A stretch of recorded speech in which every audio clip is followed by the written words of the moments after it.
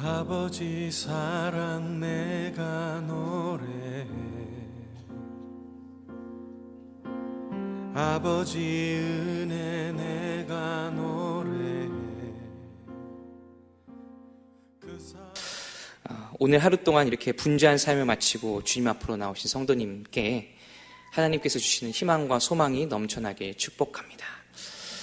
오늘 저희가 읽은 본문 말씀은 사뭇 되게 환상적인 내용, 그러니까 이 땅과는 관련이 없는 저 하늘 위에 어떤 내용을 담고 있습니다.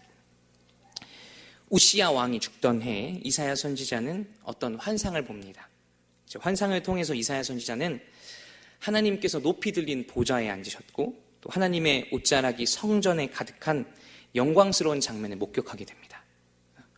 오늘 본문의 환상이 이제 9절 이후에 나오는, 6장 9절 이후에 나오는 이사야의 소명과 아주 밀접하게 관련이 되어 있기 때문에 많은 설교자들은 오늘 본문의 환상을 이사야의 소명이라고 하는 주제와 연결해서 해석하기도 합니다.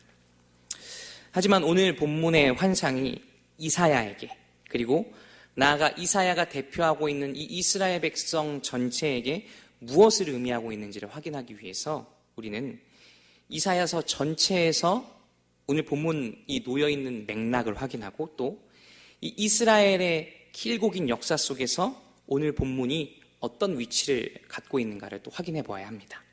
그리고 그렇게 할 때 우리는 비로소 이 이사야가 보았던 이 놀랍고 엄청난 환상이 무엇을 의미하는지를 제대로 알 수 있게 될 것입니다. 먼저 이사야서 전체에서 이사야서 6장은 하나님께서 본격적으로 이스라엘을 위해서, 특별히 남유다를 위해서 일하시기 시작함을 말하고 있습니다. 이 이사야서 6장 앞에 있는 이사야서 1에서 5장은 이스라엘의 영적인 타락에 대한 진단과 또 하나님의 탄식, 그 타락에 대한 하나님의 탄식이 주된 내용을 이루고 있습니다. 이 솔로몬 왕이 죽은 이후에 이스라엘은 아시다시피 남북으로 분단되고 또 지금 이 이사야 선지자의 시대에는 이미 그 분단으로부터 수백 년의 시간이 지났습니다. 이 남북 왕국 중에서도 남유다는 처음에는 하나님 앞에 보시기에 신실하고 소위 잘 나갔지만 이제 점차 영적으로 문란해지기 시작합니다. 하나님께서는 이사야서 1장 4절에서 남유다의 백성들이 여호와를 버리며 이스라엘의 거룩하신 일을 만홀히 여겼다라고 말씀하십니다. 그리고 더 나아가 이러한 영적인 타락으로 인해서 하나님께서는 이사야서 1장 11절에서 남유다 백성들의 모든 예배를 이제 기뻐하지 않는다라고 말씀하십니다. 지도층으로부터, 그러니까 나라의 이 높은 사람들로부터 저 백성에 이르기까지 남유다의 모든 사람들이 하나님으로부터 돌아섰기 때문에 남유다 전역에서 하나님 말씀을 지키고 순종하는 사람들을 찾아보기가 어려워진 상황이었습니다. 남유다에 살던 많은 사람들이 이 하나님의 말씀, 특별히 이 창출내 민신수 모세오경 속에 나타난 그 윤리적 가르침, 도덕적 가르침을 지키지 않았기 때문에 부유하고 권력 있는 사람들이 가난하고 약한 사람들의 소유물을, 재산을, 땅을 부당하게 뺏는 일이 비일비재하게 일어나기 시작했습니다. 결국에 남유다 땅에서 하나님 말씀을 지키는 사람이 희귀해지자 아주 당연한 일인 것처럼 백성들의 삶이, 대다수 백성들의 삶이 피폐해지기 시작했습니다. 제가 이사야 5장 7절에서 8절 말씀 읽어드리겠습니다. 무릇 만군의 여호와의 포도원은 이스라엘 족속이요 그가 기뻐하신 나무는 유다 사람이라. 그들에게 정의를 바라셨더니, 이 말씀 좀 틀어주시면 감사하겠습니다. 도리어 포학이요 그들에게 공의를 바라셨더니 도리어 부르짖음이었도다. 8절 가옥에 가옥을 이으며 전토에 전토를 더하여 빈틈이 없도록 하고 이 땅 가운데서 홀로 거주하려 하는 자들은 화 있을진저. 이게 이 8절 말씀 우리가 곰곰이 읽어보면 아마도 남유다에도 우리나라처럼 이 소위 부동산 투기가 극성이었음을 우리가 알 수 있습니다. 즉 가옥에 가옥을 잇는다는 건 뭘 의미하는 거냐면 집을 계속해서 늘린다는 거예요. 자신의 소유의 집을. 땅도 마찬가지죠. 이 구약 성경에서 지금 이제 제가 왜 이야기를 말씀드리냐면 이 남유다라고 하는 나라에서 하나님의 말씀이 사라지니까 그 결과로 자연스럽게 남유다라고 하는 나라 자체가 망하게 되었다라고 하는 걸 제가 설명해 드리고자 합니다. 사실 구약 성경에서 이 땅이라고 하는 건 본래 하나님 겁니다. 그래서 하나님께서는 이스라엘 백성들이 가나안 땅에서 먹고 살 수 있도록 하나님 소유인 땅을 이스라엘 백성들한테 약속을 통해서 언약을 통해서 빌려주셨습니다. 그리고 이스라엘 백성들은 이 자신들의 조상이 하나님께 허락받은 그 땅에서 농사를 지어서 먹고 살았습니다. 그러니까 말하자면 김씨 가문은 김씨 가문 대대로 하나님께 받은 땅이 있고 박씨 가문은 박씨 가문 대대로 하나님께 다 받은 땅이 있는 거죠. 그리고 이 땅의 소유권을 종종 이제 서로 주고받는 일이 생기기도 했지만 50년에 한 번씩 희년이라고 하는 것이 선포되면 이스라엘 백성들이 이 서로 거래했던 땅의 소유권이 다 초기화됐습니다. 즉 50년에 한 번씩 이스라엘 사람들은 아무리 가난한 사람이라고 해도 자신이 조상한테 물려받았던 그 땅을 다시 되찾을 수 있었던 겁니다. 그런데 이 이사야 선지자가 활동하던 시대에는 하나님 말씀에 적혀 있는 대로 희년을 지키지 않으니까 점점 땅이 많은 사람들은 땅이 점점 많아지고 세대가 바뀌어도 땅의 소유권이 초기화되지 않았습니다. 그 결과 남유다의 이 귀족과 부자들이 점점 배가 불러가는데 대다수의 백성들은 계속해서 궁핍한 삶을 살게 되었습니다. 그리고 이게 어떤 남유다의 국력에 어떤 영향을 끼쳤냐면 이게 지금이야 싸움을 총으로 하고 탱크로 하니까 괜찮지만 사람이 조금 없어도 군사력이 강할 수 있겠지만 이때 당시에 나라와 나라가 전쟁을 한다는 건 기본적으로 사람을 미천으로 하는 싸움입니다. 백성들이 이렇게 가난하고 궁핍해지고 허약해지니까 자연스럽게 남유다의 군사력, 국력은 급격히 쇠락하기 시작했습니다. 이렇게 남유다가 몰락의 길로 걸어가고 있을 때 오늘 본문 말씀 1절에 나오는 이 우치야 왕이라고 하는 사람이 등장합니다. 역대하 26장을 보시면 이제 이 우시야 왕에 대해서 이제 쭉 이야기가 나옵니다. 우시야 왕은 첫 번째로 여호와 보시기에 정직하게 행하였다라고 쓰여 있습니다. 또 우시야 왕은 이전 왕들과는 다르게 하나님의 말씀을 찾았고 그리고 그 우시야 왕이 하나님 말씀을 찾았기 때문에 하나님께서는 우시야 왕과 그리고 남유다를 형통하게 해주셨습니다. 그리고 자연스럽게 왕이 하나님 말씀 지키니까 백성들이 하나님 말씀을 지키고 그 결과로 이 우시야 왕이 남유다를 다스리던 52년의 세월 동안 남유다는 굉장히 부강한 나라로 크지는 않아도 단단한 나라로 성장했습니다. 남유다와 또 북쪽에 있는 북이스라엘을 호심탐탐 노리고 있던 이 아수르라고 하는 큰 제국도 우시야가 왕으로 있는 동안에는 남유다를 차마 넘보지 못했습니다. 그런데 오늘 이 말씀을 전하고 있는 오늘 이 환상을 본 이사야는 누구였냐면 성도 여러분 사실 왕궁 선지자, 왕실 선지자였습니다. 그래서 이 이사야는 아마도 우시야 왕 바로 옆에서 이 우시야 왕이 어떻게 남유다를 부강한 나라로 만들어갔는지를 아주 두 눈으로 똑똑히 목격했을 것입니다. 자, 그런데 오늘 본문 1절 말씀 잠깐 띄워주시면 감사하겠습니다. 오늘 본문의 1절 말씀은 딱 봐도 아주 절망적인 어구로 시작합니다. 우시야 왕이 죽던 해. 왕실 선지자로서 남유다 이 주변의 국제정세, 주변에 어떤 나라가 흥하고 있고 망하고 있는지를 아주 잘 알고 있던 이사야 선지자는 아마도 우시야 왕의 죽음이 남유다한테 자신의 조국에게 무엇을 의미하고 있는지를 아마 잘 알고 있었을 겁니다. 우시야 왕의 죽음은 남유다의 영적인 타락과 국력의 쇠퇴 그리고 이 남유다를 호시탐탐 노리고 있던 아수르의 침략을 불러올 수 있는 절망적인 사건이었습니다. 이 강력한 제국들의 틈바구니 속에서 아주 작은 약소국인 남유다를 아슬아슬하게 지켜가고 있던 이 우시야 왕의 죽음은 이사야 선지자한테는 이제 우리나라가 곧 망하겠구나, 우리 이 남유다라고 한 나라가 곧 망하겠구나라고 하는 그런 소식으로 느껴졌을 것입니다. 나라를 지키던 이 영웅 우시야의 죽음 앞에서 남유다의 국군이 이제 바람 앞에 촛불 같은 그런 상황에서 이사야 선지자는 오늘 본문이 전하고 있는 이 환상을 봅니다. 그리고 이사야가 느끼고 있는 절망과는 다르게, 전혀 다르게 이사야는 환상 속에서 하나님께서 성전의 높은 보좌에 앉으셨고 하나님의 옷자락이 성전에 가득한 영광스러운 엄청난 어마무지한 환상을 봅니다. 더 나아가 이사야 환상에서 하나님을 보좌하는 천사인 이 스랍들은 거룩하다, 거룩하다, 거룩하다, 만군의 여호와여 그의 영광이 온 땅에 충만하도다 라고 영광의 찬양을 올려드리고 있습니다.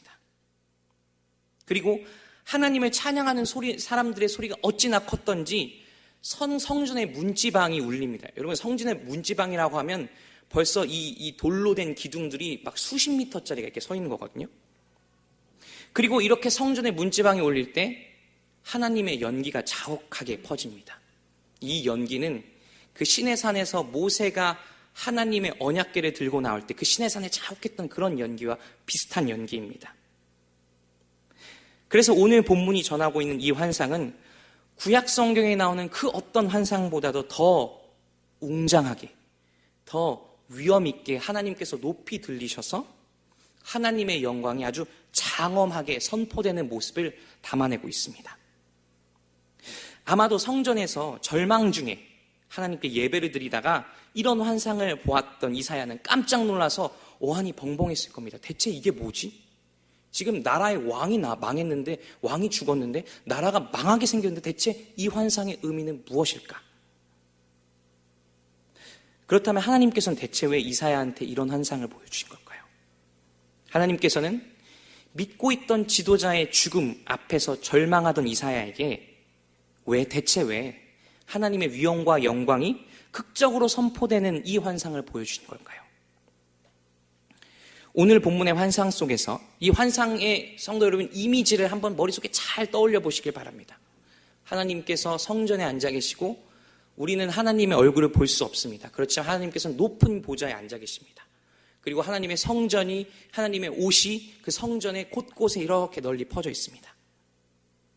이 이미지를 우리가 떠올리면 하나님께서 오늘 이 환상 속에서 그 어떤 왕보다 더 위험 있는 왕으로 하나님께서 자신을 만군의 여호와로 나타나고 계심을 발견할 수 있습니다.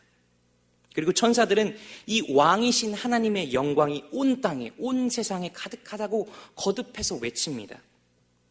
즉 이사야가 보았던 환상은 왕이신 하나님께서 온 세상을 여전히 강한 위엄과 힘으로 다스리고 계심을 알리고 있습니다.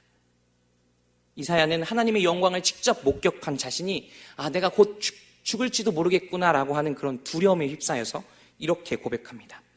제가 이사야서 6장 5절 말씀 읽어드리겠습니다. 그때 내가 말하되 화로다 나여 망하게 되었도다. 나는 입술이 부정한 사람이요 나는 입술이 부정한 백성 중에서 거주하면서 만군의 여호와이신 왕을 베었음이로다 하였더라. 이사야는 자신이 만군의 여호와이신 왕을 베었다라고 말합니다. 우시야 왕의 곁에서 이 왕을 보좌하고 있던 이사야는 우시야 왕의 통치에 의해 강해지는 남유다를 이렇게 보면서 우시야 왕을 그 누구보다 더 신뢰하고 믿고 있었을지도 모릅니다. 심지어 이사야는 아마도 하나님보다 우시야 왕을 더 신뢰하고 있었을지도 모릅니다. 이렇게 우시야 왕을 신뢰하고 있었기 때문에 그 왕의 죽음은 이사야에게 절망으로 다가올 수밖에 없었을 것입니다. 하지만 그가 절망한 그곳에서부터 하나님께서는 자신의 위엄을 드러내시면서 환상을 통해 이사야한테 이렇게 물으십니다. 이사야야, 누가 네 왕이냐? 누가 너의 희망이고 누가 너의 소망이냐? 온 세상을 통치하고 다스리는 거룩한 여호와인 내가 네 소망이냐? 아니면 네가 왕으로 모시던 우시아냐? 우시아 왕에게 걸었던 그 이사야의 희망이 끝나는 곳에서 하나님의 다스림에서부터 시작하는 새로운 희망이 움트기 시작했습니다. 이사야는 이 환상을 보고 나서부터 아마도 지금 왕은 죽었는데 아마도 새롭게 희망을 꿈꾸기 시작했을 겁니다. 그 위대한 왕 죽었지만 내 진정한 왕이신 하나님께서 여전히 세상 통치하고 계시는구나. 나의 왕은 우시아가 아니라 만군의 여호와이시며 이 남유다 이 나라의 왕도 여호와이시구나. 하나님께서 이 나라를 다스리시기만 하면 우리에게도 여전히 소망이 있고 희망이 있다. 삶의 뿌리부터 흔드는 것과 같은 사건들 앞에서 우리는 이사야 선지자처럼 때때로 절망합니다. 그리고 이런 깊은 절망은 하나님에 대한 의심과 회의, 불신으로 종종 이어지곤 합니다. 아니, 하나님께서 온 세상을 통치하신다면서 하나님 믿는 나의 삶에 내가 속한 공동체에 어떻게 이런 일이 있을 수 있습니까? 내가 믿는 하나님이 대체 이 세상 진짜 다스리시기는 하는 겁니까? 하지만 오늘 이사야 선지자의 이야기와 또 그가 본 환상은 우리가 섬기고 있던 왕이 무너지는 그 순간이, 우리가 희망을 두고 우리가 소망을 두고 섬기던 그 대상이 속절없이 무너지는 그 순간, 바로 그 순간이 우리 삶을 향한 하나님의 통치가 더욱더 확연하게 분명하게 드러나는 순간이라고 말합니다. 우리가 소망 두고 있던 그 사람 무너지고 우리가 소망을 두고 있던 나 자신의 능력이, 나의 부와 명예, 나의 권력이 송두리째 뽑히는 그 순간부터 하나님으로부터 다가오는 희망이 새롭게 피어날 것임을 이사야 선지자의 환상 이야기는 우리에게 전하고 있습니다.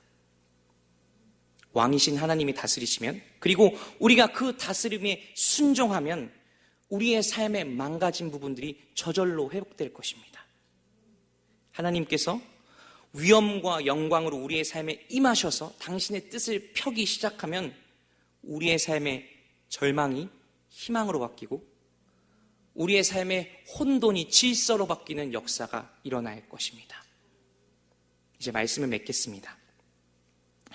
예수님께서 마태복음 6장에서 제자들에게 기도하는 방법을 알려주십니다.